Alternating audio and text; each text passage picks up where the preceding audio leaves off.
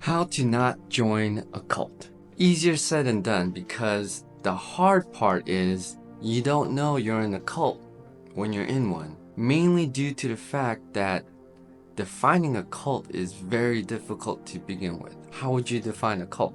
It's usually not people that are dressed in robes, using blood and sacrificing children or animals to statues or behemoths or whatever. It's usually not that. But what people are usually referring to when they say cult at the basic fundamental level is a bad relationship, which everyone should avoid, whether it's romantic, professional, or even with the government. The reason why people join cults or bad relationships is because there's usually something appealing to begin with. For an example, if it's a romantic relationship, there's probably something very attractive about the other person where people connect. The bigger the attraction, the more toxicity or evil they will endure. A lot of times with religious relationships, something appealed to their ideals. That's one of the biggest ways you could be manipulated. Because what's more important to you than your ideals? People are willing to die for their beliefs, for their ideals, whether it's for their country or religion or family, whatever. It's usually their ideals.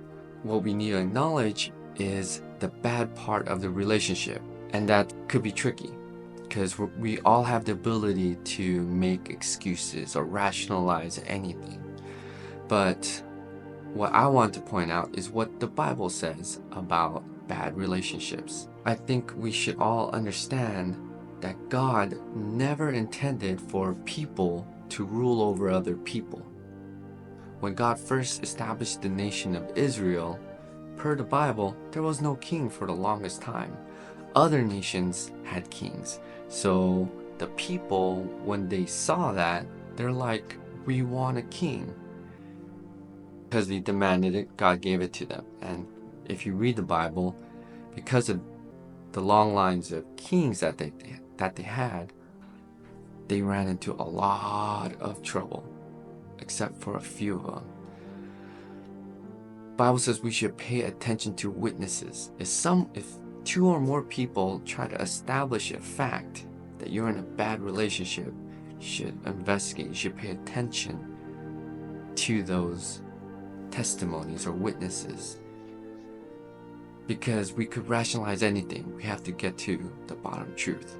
The Bible also says you shall know them by their fruit. So if their fruit is being narcissistic or being psychopathic, meaning they're more in tune about themselves, or they have a big disregard for others, run. If they have both qualities as a leader, run. You do not want to be in that relationship, no matter what kind of relationship. The hard part of leaving a bad relationship is because you might have invested so much to begin with, whether it's money, time, effort. It takes a lot of strength and clarity and wisdom to just cut your losses and run. Even in a financial aspect, when you invest so much into a stock or anything, it's hard to cut your losses. There's all these thoughts that comes in that try to make you rationalize why you should stay or keep that investment. You got to know your boundaries and your limits and say, hey, at this point, I'm done. Boundaries is a healthy thing.